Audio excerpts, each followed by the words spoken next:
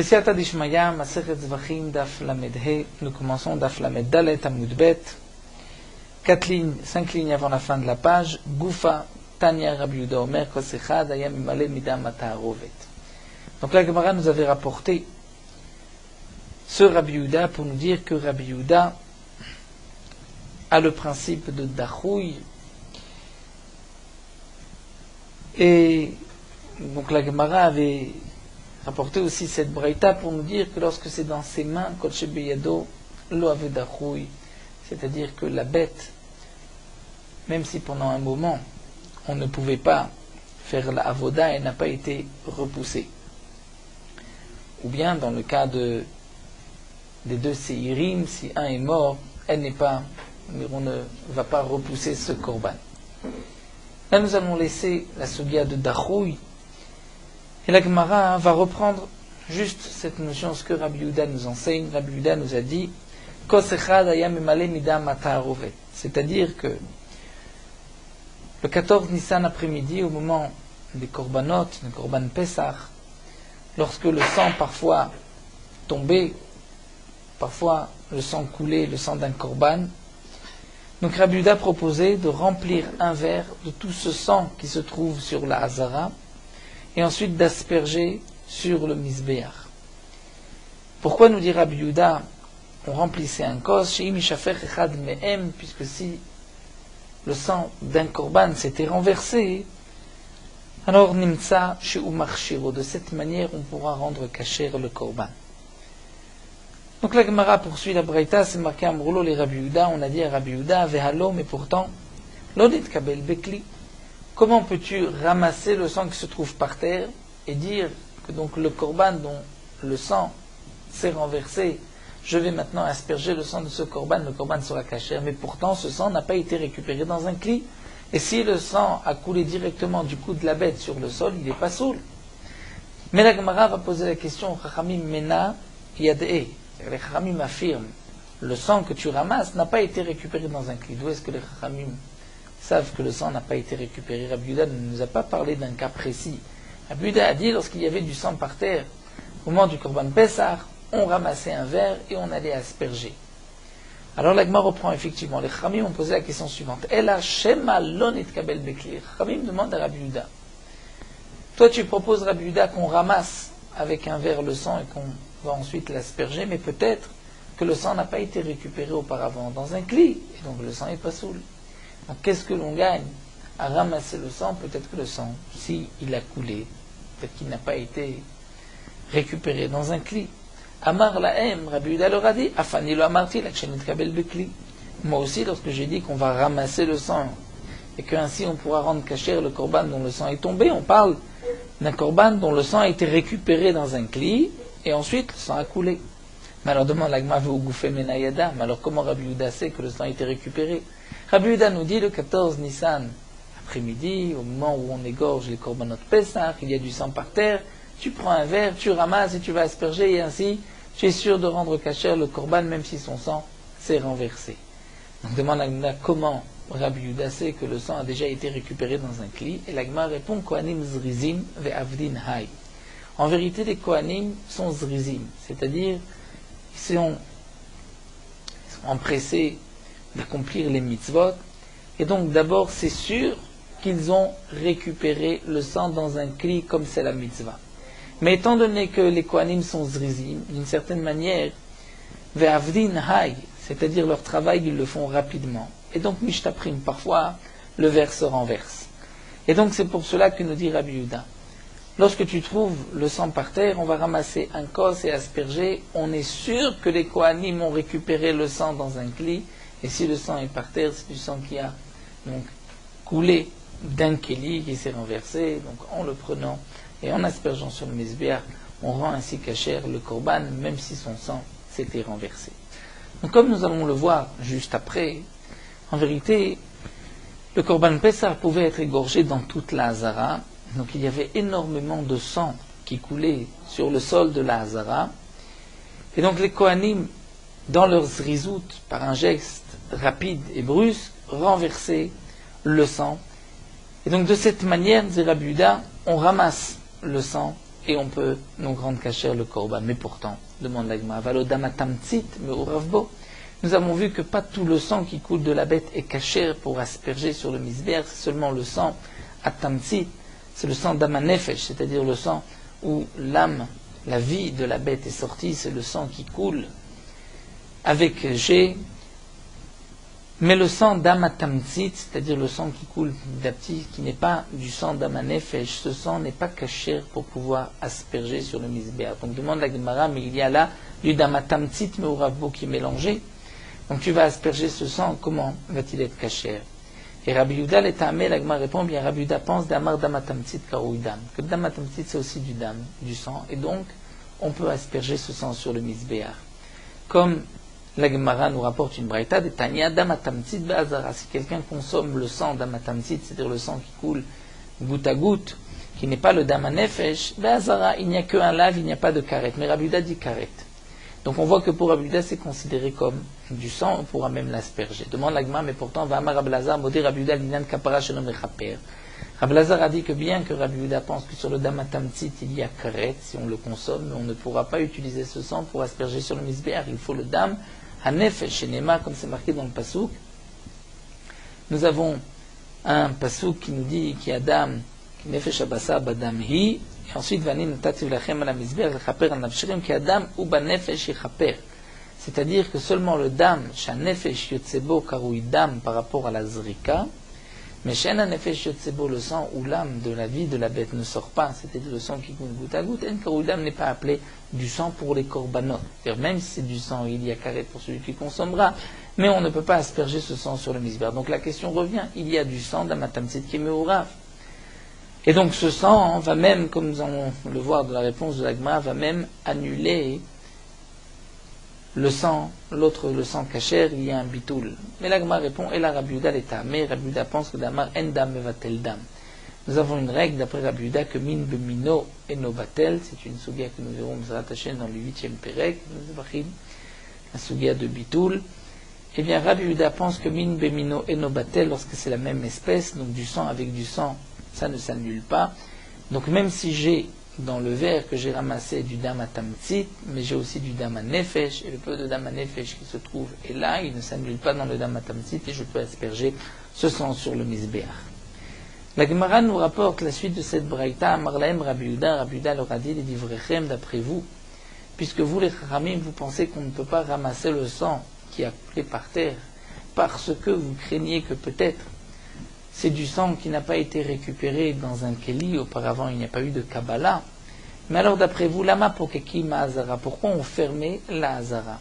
C'est marqué dans Masechet Psachim qu'on fermait les trous de la hazara, veille de Pessah, afin que le sang ne sorte pas de cette rigole. Il y avait une hama, une rigole, qui coulait dans le Bet HaMikdash, qui sortait ensuite au Nachal Kidron, comme c'est rapporté dans Masechet Yoma et dans d'autres Masertot.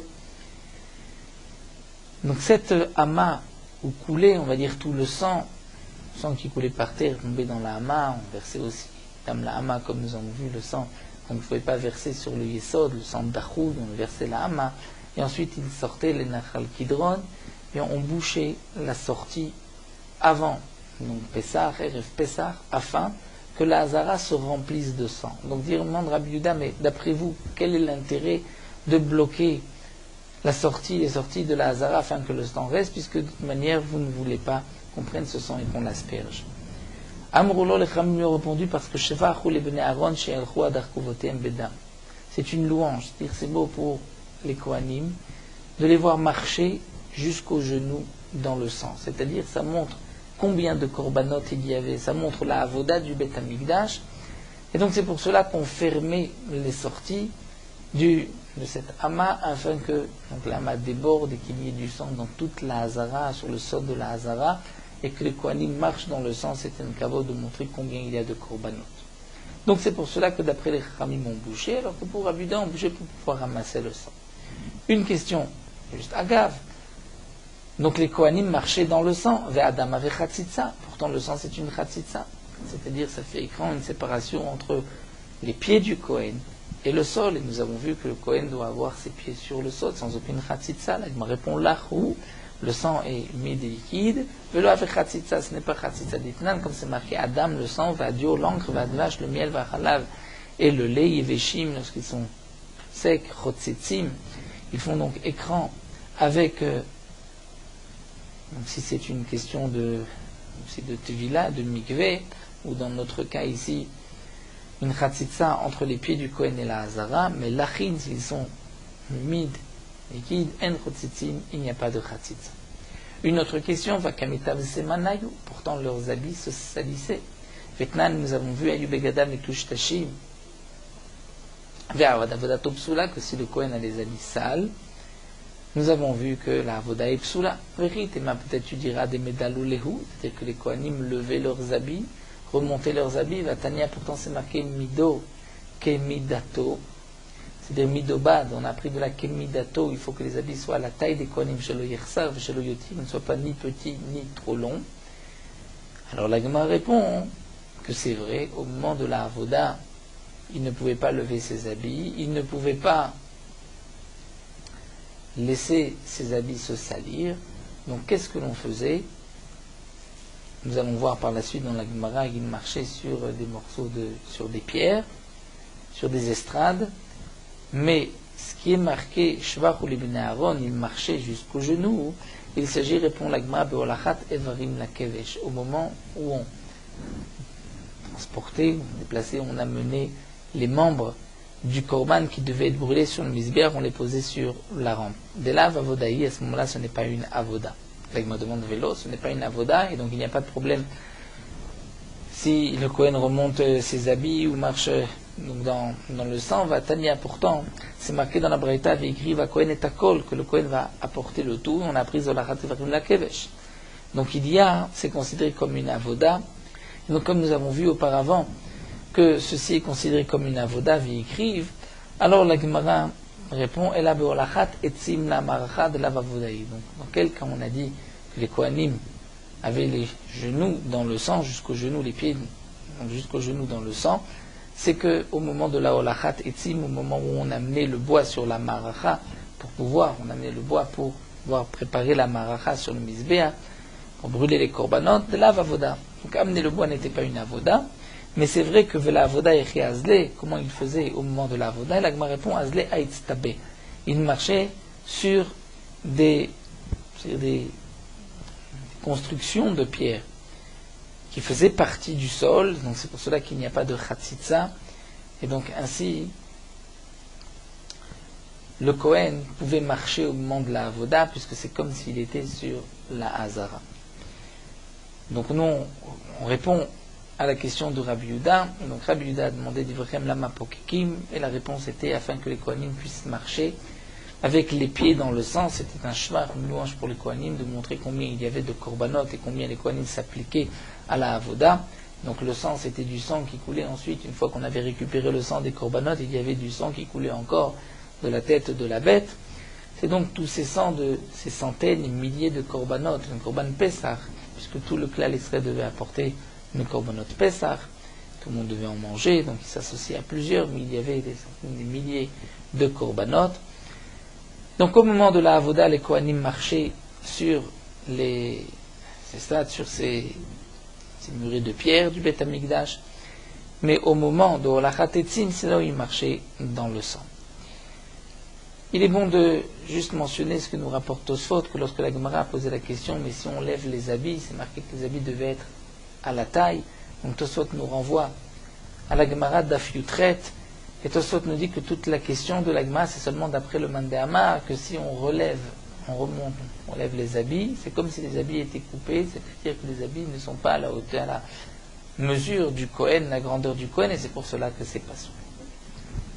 La Gemara continue avec une nouvelle Mishnah, Shochet et Azefach. Un homme va égorger un korban.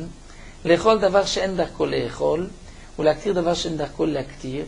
Il pense manger demain, donc marchavat chut sizmano, mais il pense manger un morceau qui ne se mange pas, qui à un moment se brûle.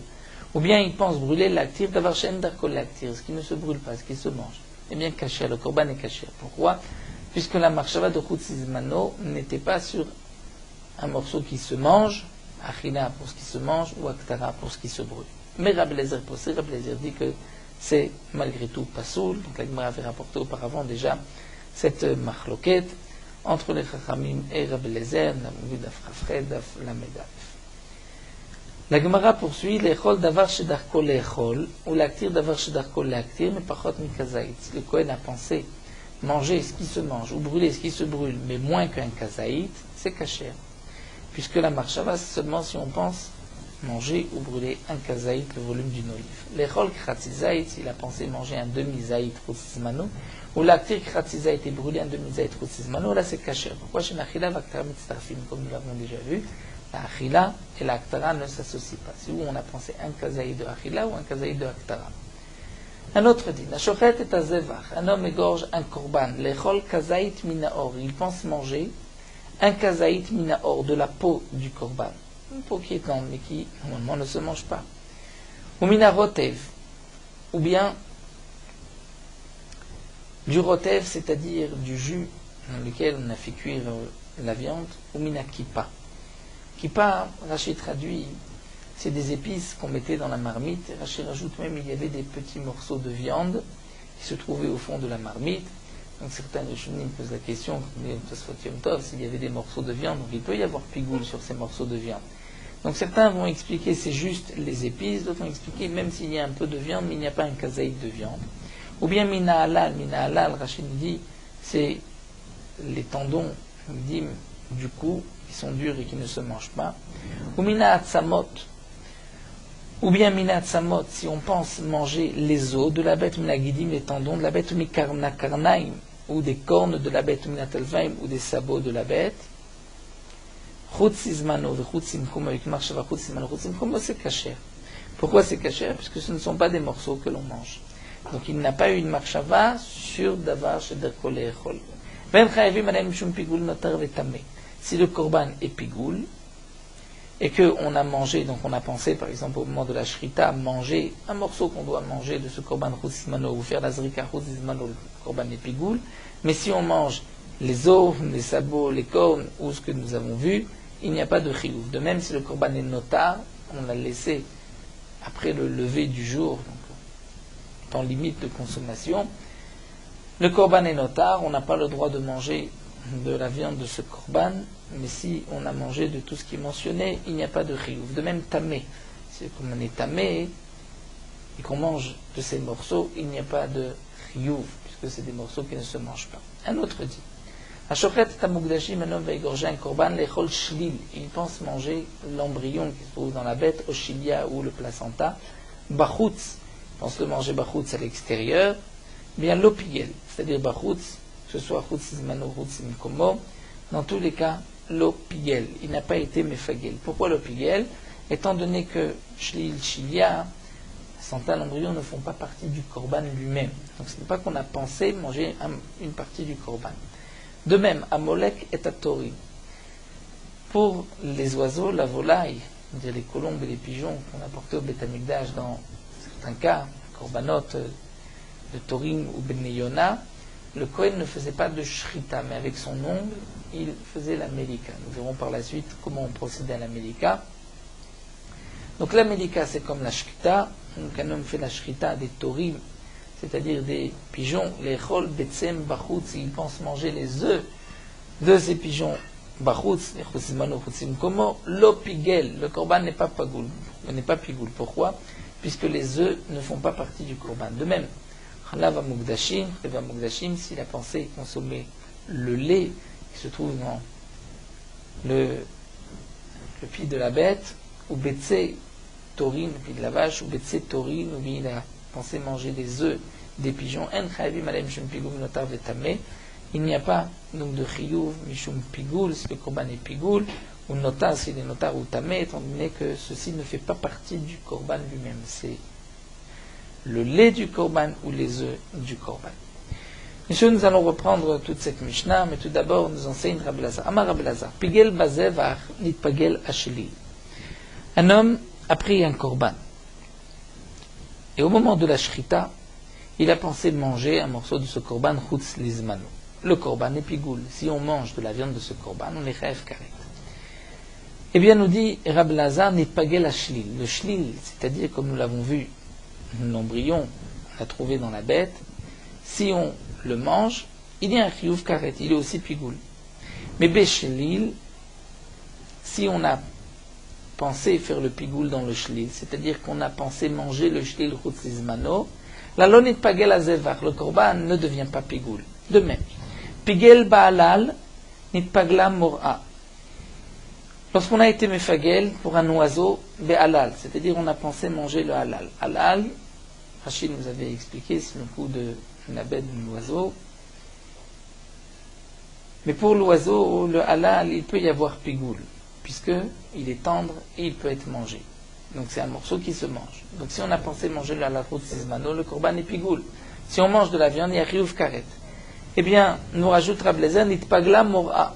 C'est-à-dire la mor'a, c'est-à-dire ce qu'on trouve dans les excréments de cet oiseau qu'on trouve dans le zefek, à l'intérieur de la bête, cet intestin, ce qu'on trouve tous les excréments, ces excréments-là sont aussi pigoul. Les excréments ne se mangent pas. Mais étant donné que certains parfois mangent tout ce qu'ils trouvent dans la bête, donc si l'oiseau est pigoul par le halal, la mora est aussi pigoul. Mais si on a pensé manger la mora, c'est-à-dire tous ces excréments, là l'on n'y pagel halal, le halal, c'est-à-dire le coup de tendon du cou n'est pas pigoul, puisque mora ne se mange pas généralement. Donc ce n'est pas une marchava de pigoul. Un autre din, toujours dans le même contexte, nit paglou pigel be'emorim, nit paglou parim. Si, à propos, nous explique Rashi, des parim anisrafim, nous avons des taureaux qui devaient être sacrifiés en tant que korban khatat. Mais bien que le korban khatat, on aspergeait le sang sur le mizbeach hachitzon et ensuite on mangeait la viande, une partie était brûlée, une partie était mangée par les kohanim, les parim anisrafim, comme le part de Yom Kippourim, ou le part du Kohen Mashiach, ou le part Elem Davar Shel Tzibour, lorsque le Kohen Gadol ou le Tzibour, l'ensemble de la communauté a fauté sur un psak, en suivant le psak du Beddin, comme nous l'avons vu dans Masechet Horayot, il y a un korban. Ce korban se part en Israfim, c'est-à-dire que le sang n'était pas aspergé sur le Mizbeach HaChitzon, mais à l'intérieur du Echal, et ensuite on prenait toute la viande de ce korban et on brûlait dans le Bet Adeshen, on ne le brûlait pas sur le Mizbeach. Donc si un homme a été mefagel be'emorim, c'est-à-dire qu'il y avait une partie, tous les morceaux comme les reins et les graisses qui étaient brûlés sur le Mizbeach, donc de ces parim anisrafim, si on a pensé donc les brûler, les emorim chutzlizmano, alors le korban tout entier est pigoul, n'est pas glou parim. Et si on mange ensuite la chair de ce korban, il y a un chiyuv karet. Mais beparim, si on a pensé manger le bassar, la chair de cette bête, chutzlizmano lonit paglou emorim, les emorim ne sont pas pigoul, étant donné que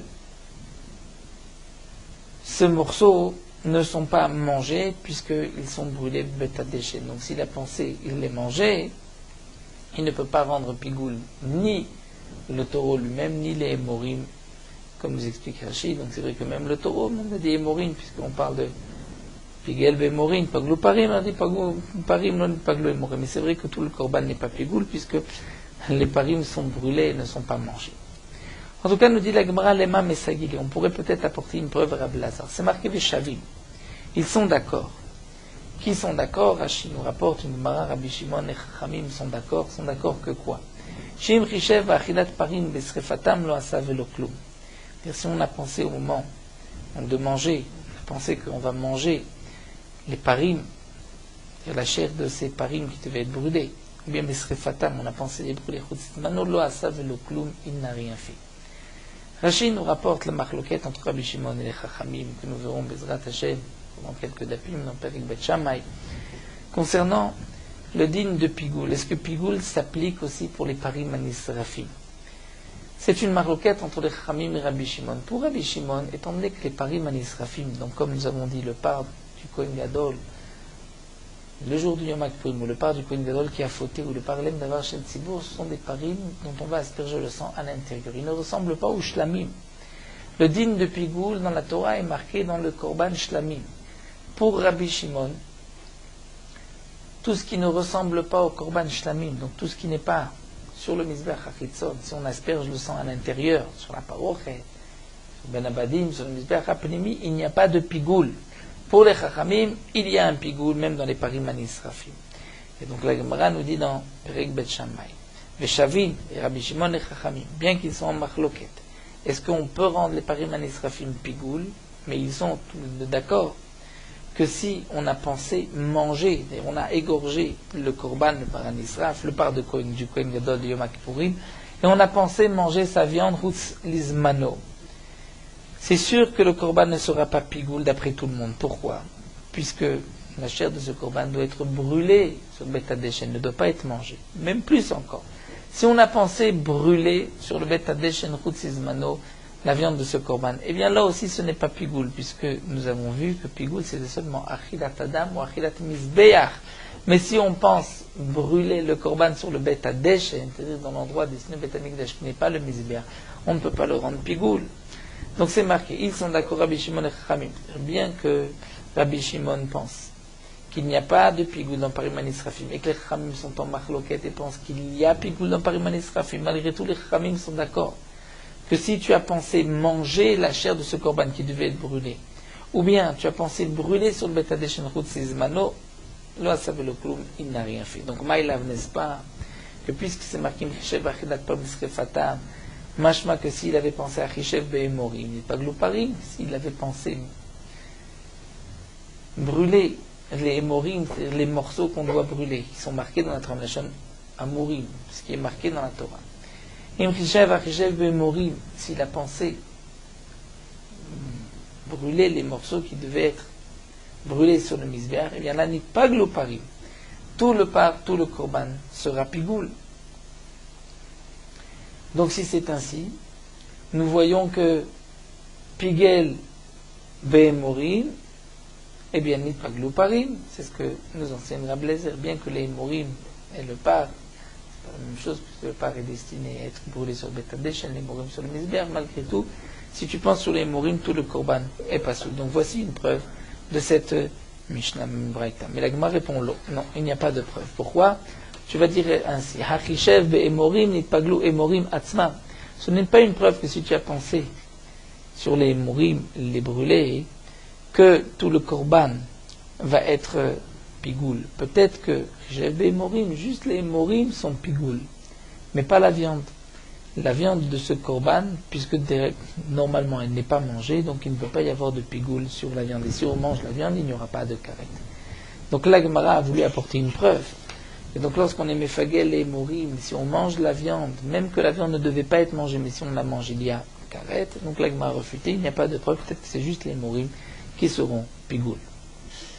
Tashma, la Gemara poursuit et va nous apporter une autre preuve. Donc, nous avons vu cet enseignement de Rabbi El-Hazar. Le chidouche de Rabbi El-Hazar, on va juste se concentrer sur le din de Pigel be'emorim nitpaglu parim. Donc reprenons les parim anisrafim, c'est-à-dire les korbanot khatat, comme le par khatat de Yom Kippourim, ou le par Kohen Mashiach lorsque le Kohen Gadol a fauté, ou le par Elem Davar Shel Tzibour si l'ensemble du clan Israël a fauté. Ce par, on doit asperger son sang à l'intérieur. On doit brûler les hémorim, les morceaux qui sont marqués dans la Torah, sur le misbéach extérieur. Et la viande de ce korban n'était pas brûlée sur le misbéach, mais était brûlée sur un bet hadesh, un endroit réservé pour brûler ses korbanot. Lorsque un homme va penser manger, donc au moment de la shrita, il pense manger la viande de ce korban, puisque cette viande ne se mange pas, le korban ne sera pas pigoul.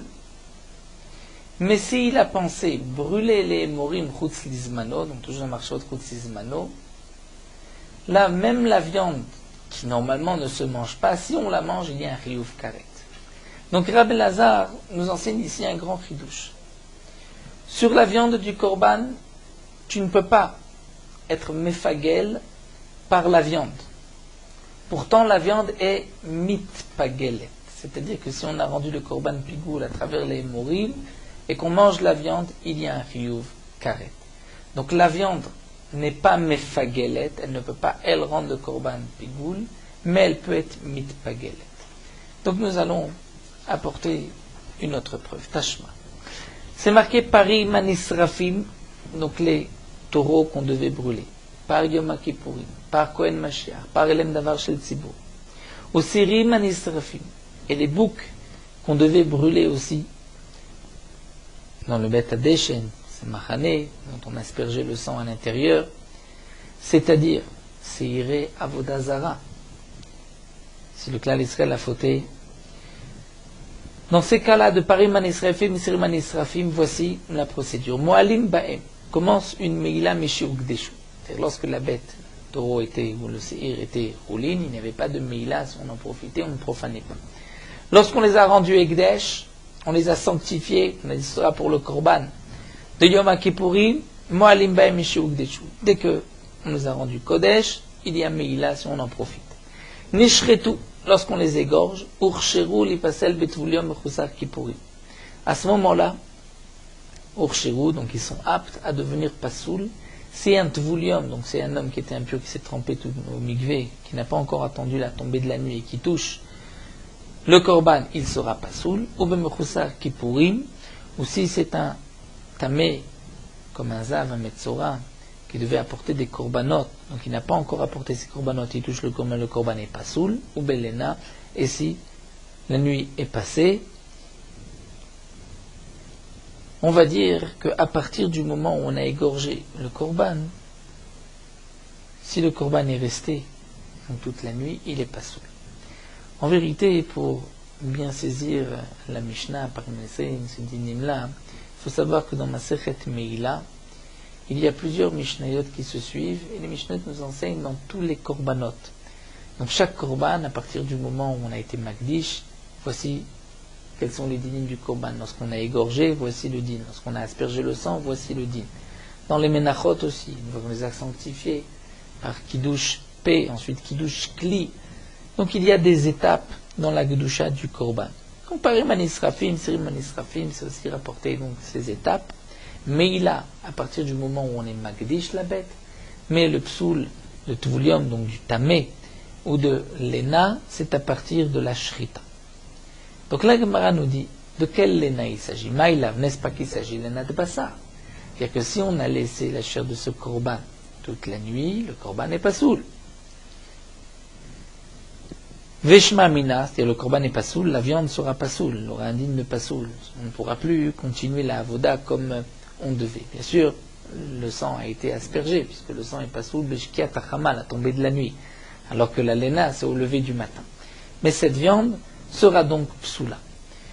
Puisque tu dis, maïlav lena de bassar, qu'il s'agit de la lena du bassar, c'est-à-dire de la viande, et donc shma mina dit la Gemara, on peut déduire, parce que la Gemara pensait rajouter la chose suivante. Migo de pasla belena pasla ba marshava. De la même manière que si tu laisses la viande de ce korban toute la nuit, la viande sera psoula. Eh bien, si tu as pensé aussi une marshava de lena, c'est-à-dire s'il y a une marshava de lena sur le korban, c'est sûr que c'est possède le korban. Donc Rashi nous explique, nous avons une petite difficulté, comment on peut imaginer le psoul marshava.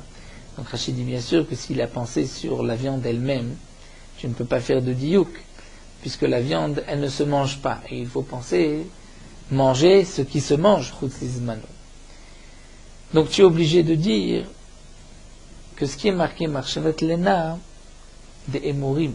Donc ça veut dire que si tu as pensé brûler les morceaux qu'on devait brûler sur le misbéar au lendemain, chutzizmano, eh bien, la viande sera aussi pigoule. Donc ce qui est marqué ici, qu'à partir du moment où on a égorgé la bête peut déjà y avoir un psoul de l'ena. Donc n'est-ce pas qu'il s'agit de l'ena du bassin? Et donc puisque si tu as laissé la viande toute la nuit, cette viande est psoula. Donc de même, si tu as pensé aussi une marshava de l'ena, que la viande sera psoula. De quelle lena? Bien sûr de la lemona des morim. C'est-à-dire tu as pensé brûler les morim chutzizmano, puisque la viande, tu ne la manges pas. Et penser brûler la viande sur Betadeshen, ce n'est pas une marshava comme nous l'avons vu, puisqu'il faut une achilat misbea. Donc voici que lorsque tu as pensé brûler les morim demain, la viande de ce korban, bien qu'elle ne se mange pas, elle est mitpagelet, elle devient pigoul, et si tu la manges, t'es chayav karet. Et la Gemara répondra non, lo. Le chidouche, c'est, belena, te dire aussi, oui, lenat emorim.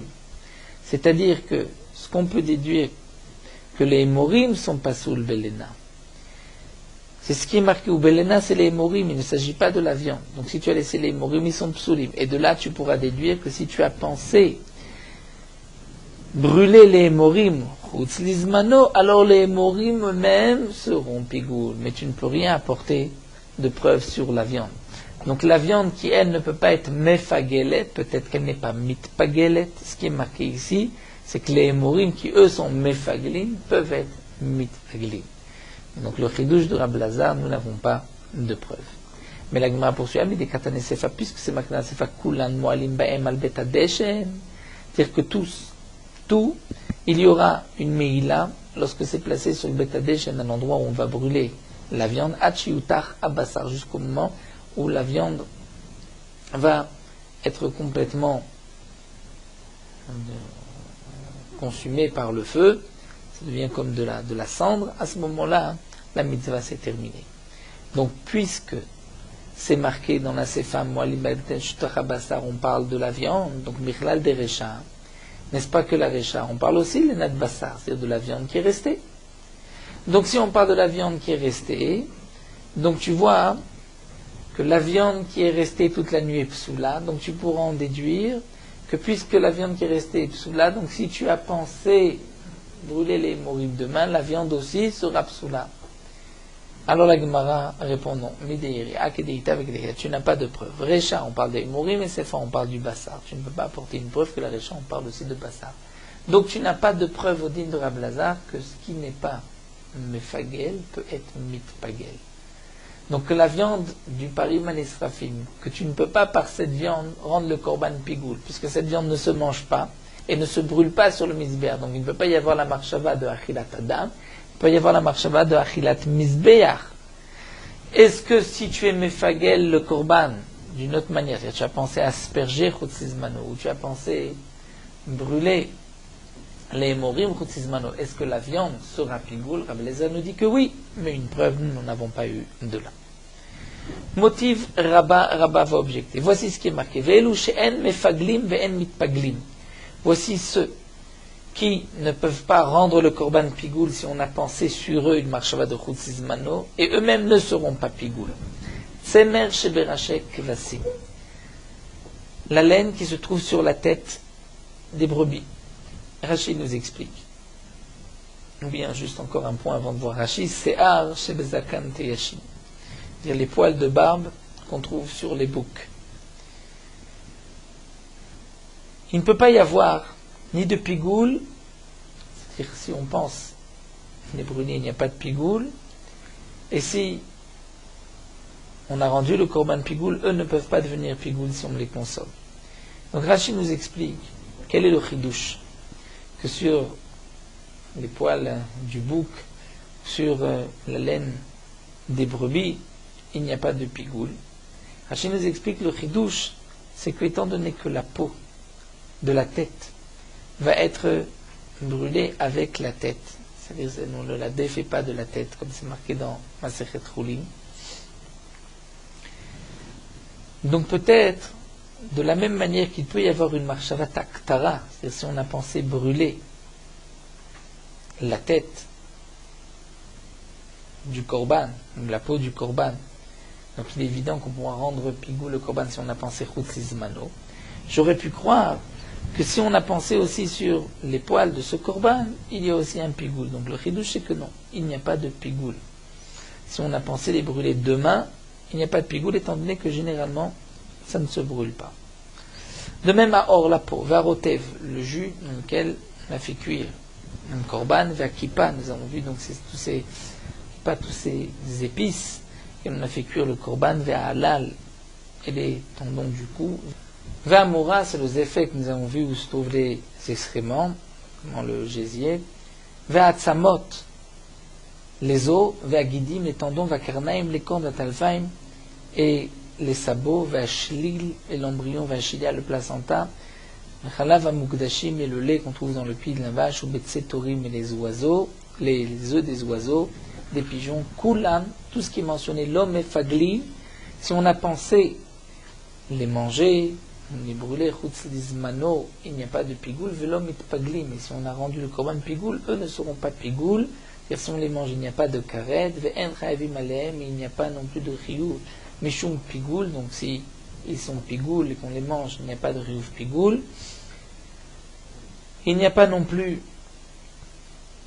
de dîne de notar, et il n'y a pas de dîne de tamé, et si on prend de tout ce qui a été mentionné et qu'on monte sur un misbéach à l'extérieur du Beth Amikdash, on n'est pas tour, puisque ceci n'est pas offert, n'est pas sacrifié à l'intérieur du Oel Moed. Donc voici tout ce qui est marqué dans cette braïta, qui n'est pas mefagel, n'est pas mitpagel. Donc maïlav, dit la Gemara, n'est-ce pas que l'homme mefaglim azevach, velo mitpaglim mahmat zevach. Donc n'est-ce pas qu'on va comprendre que ce qui est mentionné ne peut pas rendre pigoul le korban, c'est-à-dire que si on a aspergé le sang en pensant manger ou brûler une des choses qui sont mentionnées, chutzizman, où le korban reste caché, et comment on va traduire vlomit paglin, c'est-à-dire mahmat azeva, si on a pensé manger de la viande du korban ou de brûler les morim chutzizmano,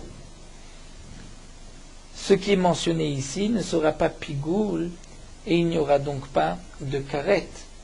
Donc si c'est ainsi, nous avons une question sur Rabbi Eliezer, nous explique Rashi pourquoi, puisque ici c'est marqué Shlil et Moura. Shlil et Moura, c'est marqué que ni on peut rendre le korban pigoul si on a pensé marcher sur le Shlil ou la Moura, et ni si le korban est pigoul, Shlil et Moura, il n'y aura pas de dîne de pigoul.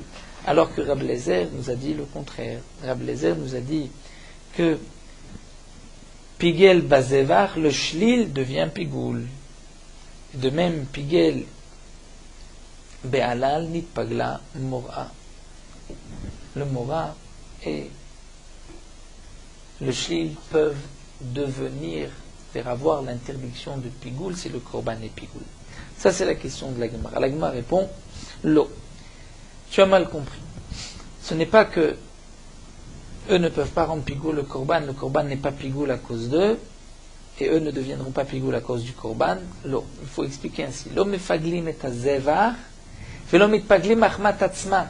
C'est-à-dire que eux ne peuvent pas rendre le korban pigoul. Si on a pensé, on va dire manger le shlil, brûler le shlil, on ne rendra pas le korban pigoul si on a pensé chutzizmano. Et plus encore, si on a pensé manger le shlil, le shlil lui-même ne sera pas pigoul. Mais c'est vrai que si on a rendu le korban pigoul, le shlil sera pigoul, comme l'a dit Rabbi Eliezer. Alors Yahid, mon lagma de katane, c'est ce qui est marqué dans la sefa kulam. L'homme mefaglim, velo mitpaglim. Pourquoi c'est répété ensuite? Kulam, on a déjà dit au début. Velo shen mefaglim, ven mitpaglim. Voici ce qui ne peut pas rendre pigoul et qui ne devient pas pigoul. Alors pourquoi rajouter kulam, l'homme mefaglim, mitpaglim? C'est une répétition.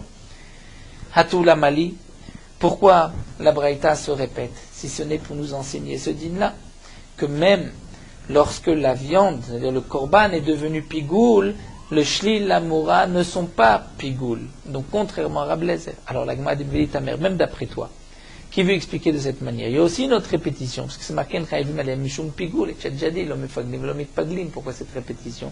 Hatou Mali. Elle a. Donc tu vois bien pourquoi ça a été répété. Là, des débats limités notar vetame, puisque le Tana a voulu dire qu'on n'est pas chayav notar vetame, et que chaque fois qu'on dit notar vetame, on rajoute pigoul, donc il a dit yen chayavim shum pigoul notar vetame. Donc à cause de notar vetame tana pigoul, donc achaname aïe des débats limités à malem bachutz, puisqu'on a voulu rapporter le din à la fin de la braïta que si on a été makriv, tout ceci à l'extérieur du Beth Amikdash, il n'y a pas de chiyuv de shrut et chutz. Donc, il ne faut pas faire attention à cette répétition. Donc, l'Agmara a répondu. Donc, on retient encore une ligne. Ce que Rabbi Eliezer nous a dit que si on a pensé manger le shlil, on a pensé manger la mora, le korban ne devient pas pigoul puisque ça ne se mange pas. Mais si on a rendu le korban pigoul en pensant brûler chutzizmano, ce qui se brûle, ou manger ce qui se mange, alors le shlil, la mora deviennent pigoul. Et ce qui est marqué donc dans la braïta qu'ils ne deviennent pas pigoul, c'est-à-dire que si on a pensé sur eux, manger le shlil ne deviendra pas pigoul. Mais si on a pensé sur le korban, le shlil deviendra pigoul. Rava va rajouter, il va dire Afanana metanina. Nous avons nous aussi enseigné une preuve comme Rab Lezer. Le shliya peuvent devenir pigoul si le korban est pigoul. Puisque c'est marqué à Shochet et Amugdashim lechol shlil o shilia bachutz. On a égorgé un korban en pensant manger le shlil, donc l'embryon, ou le shilia le place en tabachutz, que ce soit chutz izman ou chutz imkomo, lo pigel, le korban n'est pas pigoul puisque ça ne se mange pas. Mais Amolek et Atorim lechol betsem bachutz. Si on a fait la melika des pigeons en pensant manger les œufs bachutz, lo pigel, là aussi, c'est pas pigoul puisque ça ne fait pas partie de la bête elle-même, de l'oiseau lui-même, c'est extérieur. Vadartane, ensuite on voit que le Tana a enseigné Chelev Amugdashim Betztor Nechayv Mishum Pigul Notar Vetame, que Chelev Amugdashim, c'est-à-dire sur le lait qu'on a trouvé dans le pied de la vache, ou bien les œufs des pigeons, même si la vache ou les pigeons sont pigoul, c'est marqué Nechayv Mishum Pigul Notar Vetame, le pigoul, l'interdiction ne va pas se poser ni sur le lait ni sur les œufs. Et donc on ne voit pas que le Tana reprend que le shlil et shilia aussi, il n'y a pas de pigoul. Donc, bien qu'il avait commencé en disant que si tu penses sur shilia, l'opigel. Mais ensuite, il ne dit pas, et si tu manges shilia, en chayaven mishum pigoul. Donc, tu vois que shlil et shilia chayavim. Dans quel cas? Dans le cas où tu as rendu pigoul le korban, à ce moment-là, l'interdiction de pigoul se pose sur tout le korban, même sur l'embryon, même sur le placenta. Mais pas sur le lait, pas sur les œufs. Et la lave shma mina kam mahmatazel va kam mahmatatzman. Donc je suis obligé d'expliquer que ce qui est marqué dans la Braïta, que shlil veshilia lo mitpaglim velo mefaglim, il faut expliquer lo mefaglim, eux ne peuvent pas rendre pigo le korban. Et si on a pensé sur shlil veshilia elles-mêmes ne seront pas pigoul à cause de la marchava de shlil veshilia. Mais si on a pensé sur le korban, shlil veshilia seront pigoul.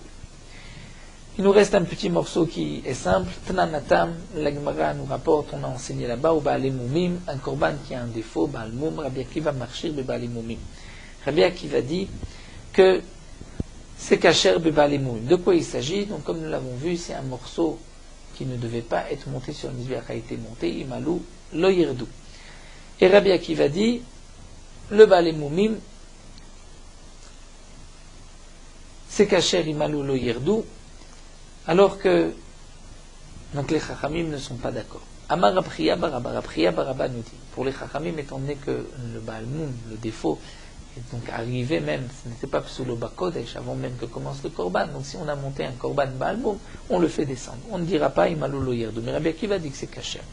Amar Rabchia Baraba, Amar Rabbi Yochanan, l'Orshi Rabbi Akiva l'Ebdukim Shebaim. Rabbi Yochanan vient nous dire que Rabbi Akiva n'a permis de laisser la viande du korban Baal Mum sur le Mizbeach Imalou lo yirdu que dans un certain Mum, c'est-à-dire le Mum qui est Dukin Shibaim, c'est-à-dire dans l'œil, un Mum particulier, une sorte de toile, nous dit Rashi, vient couvrir l'œil. Donc ce défaut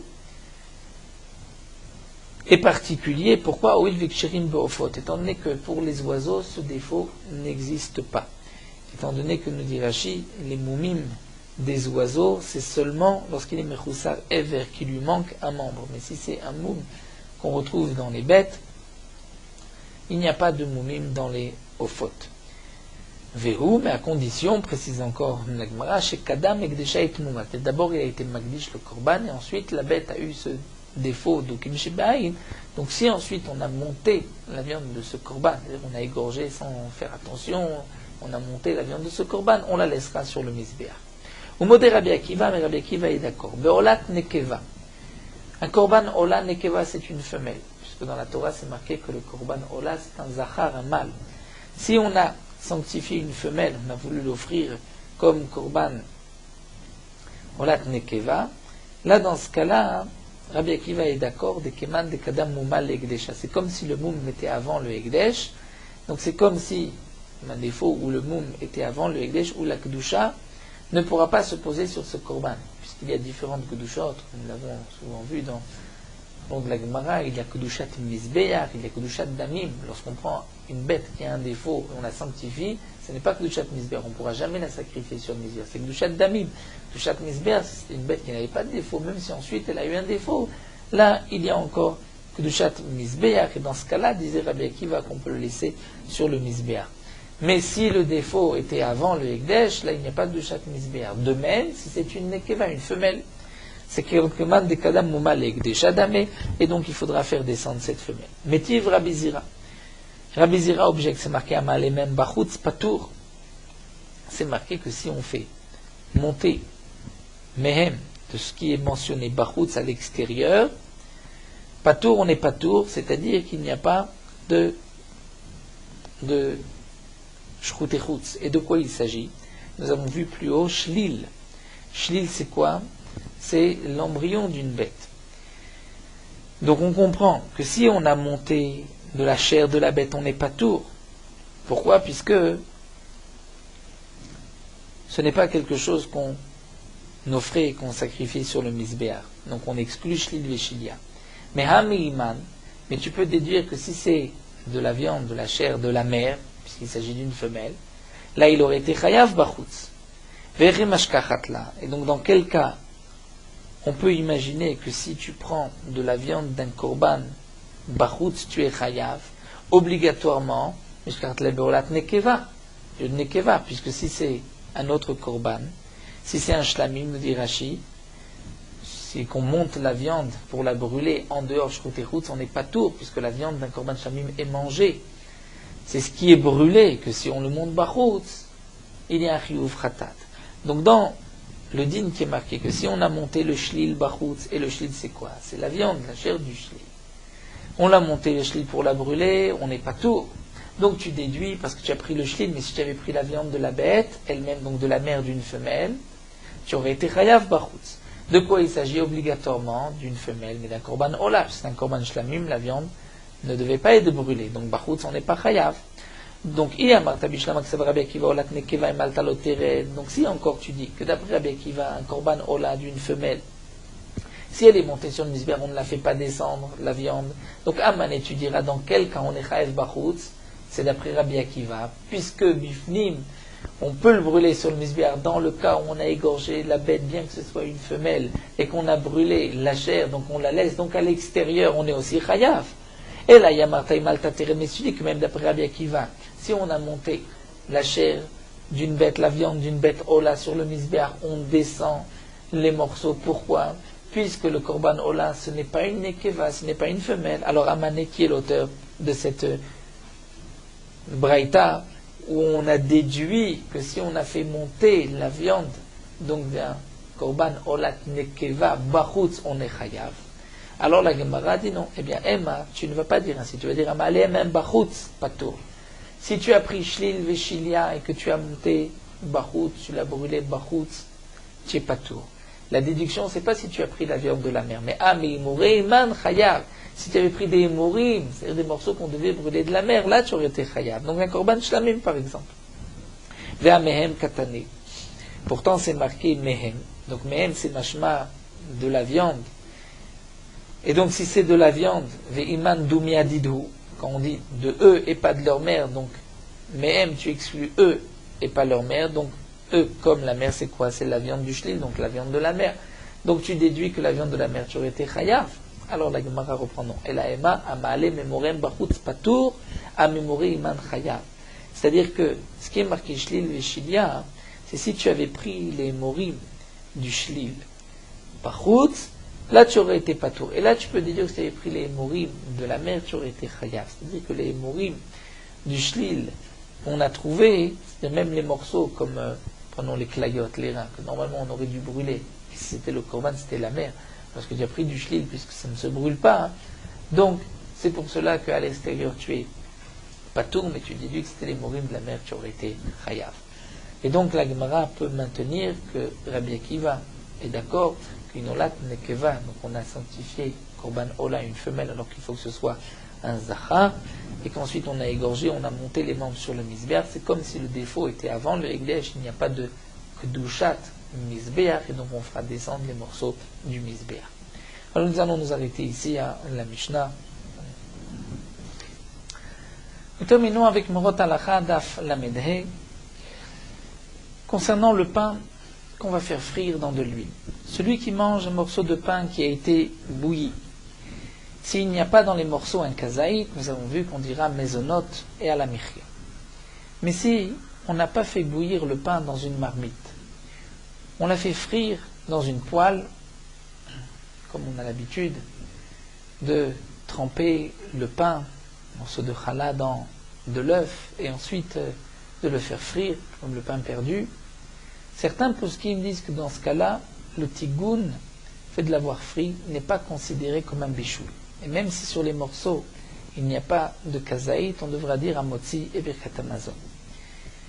Mais d'autres poskim pensent que même dans le cas où on a fait frire le pain, c'est comme un pain qui a été bouilli, et s'il n'y a pas le shiur d'un kazaït, on dira mezonot, même si on mange plus que kazaït, mais si les morceaux sont moins que kazaït. Le Mishnah Berurah nous dit, puisque c'est une machloket, il vaut mieux ne pas manger lechem tugan, s'il n'y a pas sur les morceaux de kazaït, de ne manger donc au milieu d'un repas où on a déjà mangé du pain et on a fait la bracha sur le pain. Mais s'il y a le shiur d'un kazaït, donc dans tous les cas on devra dire amotzi birkat hamazon, puisque même si le tigoun est comme bichoul, nous avons vu que le pain qui a été bouilli, lorsqu'il y a un kazaït, on devra dire amotzi. Il faut savoir que si on a juste enduit un peu la poêle d'huile pour ne pas que le pain brûle, que le pain colle à la poêle, ce n'est pas considéré comme un tigoun, c'est considéré comme si on l'avait fait cuire.